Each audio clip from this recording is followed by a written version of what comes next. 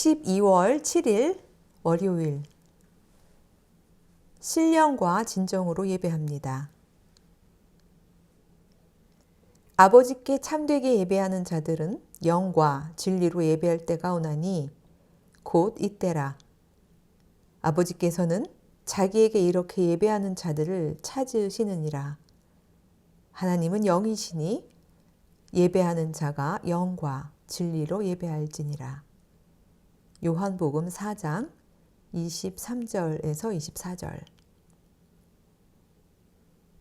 대면 예배를 마음껏 드릴 수 없었던 올 한 해의 당혹감은 마치 사마리아 사람들이 예루살렘 성전을 갈 수 없었던 것과도 비교할 수 있을 듯합니다.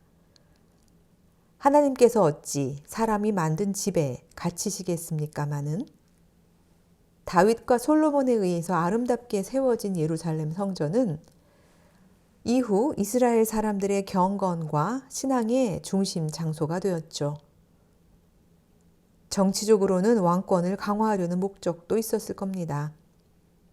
왕궁이 있는 곳에 유일의 성전을 세움으로써 다윗 왕가의 신적 정당성을 확립할 수 있었으니까요. 하지만 대부분의 민초들은 그런 복잡하고 교묘한 수는 모릅니다. 나라님이 말씀하시면 그게 맞거니 하며 따르는 거죠. 이스라엘의 북쪽 지역은 비교적 사사 전통이 강해서 왕권과 결탁한 성전 이데올로기가 못마땅한 엘리트들도 있었을 겁니다. 하지만 시간에는 장사가 없는 법. 오랜 시간이 흐르면서 예루살렘 성전은 이스라엘 사람들의 마음속에 진정한 예배의 장소로 자리 잡게 되었습니다. 문제는 기원전 922년 왕국이 두 쪽이 나면서 북왕국에 속한 이스라엘 사람들이 남왕국에 위치한 성전을 자유롭게 왕래할 수 없게 되었다는 것입니다. 무려 10지파나 되는데.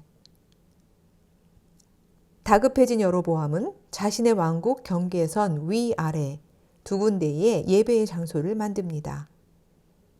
그런데 신적 상징물로 금송아지를 만드는 바람에 두고두고 남왕국 사람들로부터 비난을 받게 되죠.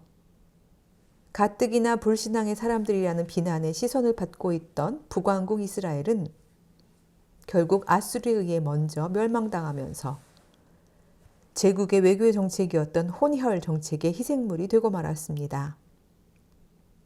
덕분에 유대인들에게 사마리아 사람들은 정체성도 신앙의 경건도 팔아먹은 혐오의 대상이 되어버렸죠. 이런 응시는 사마리아 사람들 자신에게도 자괴감이나 자기 혐오를 가져왔을 거예요. 하지만 수가성 여인은 주눅들지 않고 예수님께 당돌하게 물었습니다. 조상 대대로 물려받은 땅, 예루살렘 성전이 있기도 훨씬 전부터 여호와를 찬양하던 그 땅에서 하나님은 더 이상 예배를 받지 않으시냐고요. 장소의 문제가 아니라 관계의 문제요. 자세의 문제라는 예수님의 답을 듣자마자 여인은 동네 사람들에게로 달려갑니다. 와서 보세요.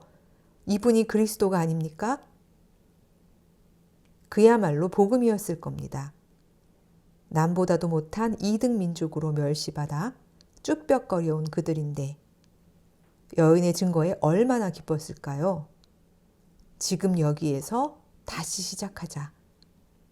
그 마음이 있었기에 사마리아 사람들은 복음의 열매를 빨리 맺었을 겁니다.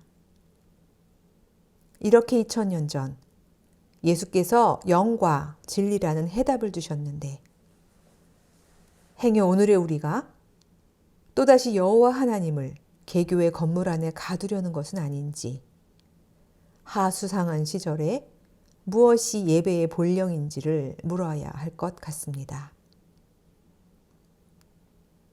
주님, 행여 우리가 비본질적인 예배 형식의 습속만을 붙잡고 있었던 것은 아닌지요. 어디서든 영과 진리로 예배하는 마음을 회복하게 하소서. 예수님의 이름으로 기도합니다. 아멘.